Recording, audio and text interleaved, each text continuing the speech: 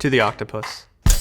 I got cold-cocked in the mouth once by a kid blacker than me for talking white to him outside the cafeteria.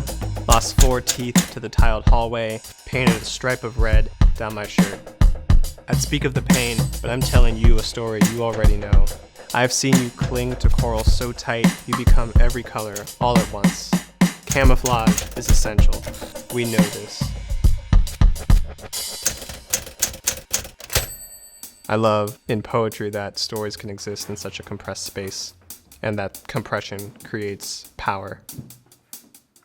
I call it a magic trick when I teach students that poems are doing magic in your mind.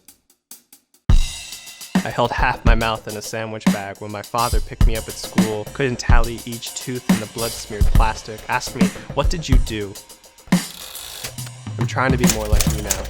The other day, I passed a brick wall, imagined my arms fourfold, pressed my palms to it until there was no air, but I didn't turn tan. Later, I stood on a packed bus, coiling my arms around the railing, still black. How do you shoot skin out of your body?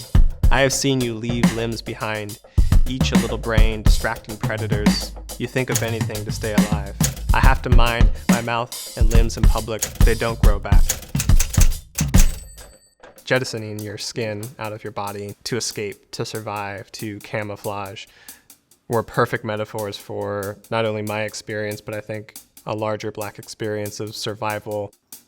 Having to appear differently than you might personally see yourself in order to fit in. I heard that I won the Carol R. Brown Award when I was at a track meet with students. It was kind of like this parallel of like, they've come to a finish line and now like there's something that I've achieved as well, making things that were consequential to a larger audience.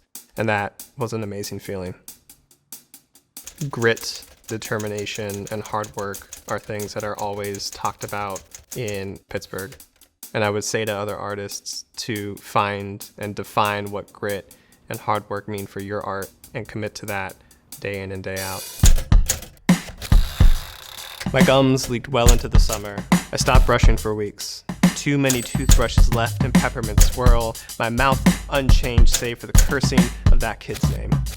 Maybe if my blood were blue, I'd have 3 hearts like you. One for forgiving, one for forgetting, one for moving on. Watching you now, I know why you blacken the water and run.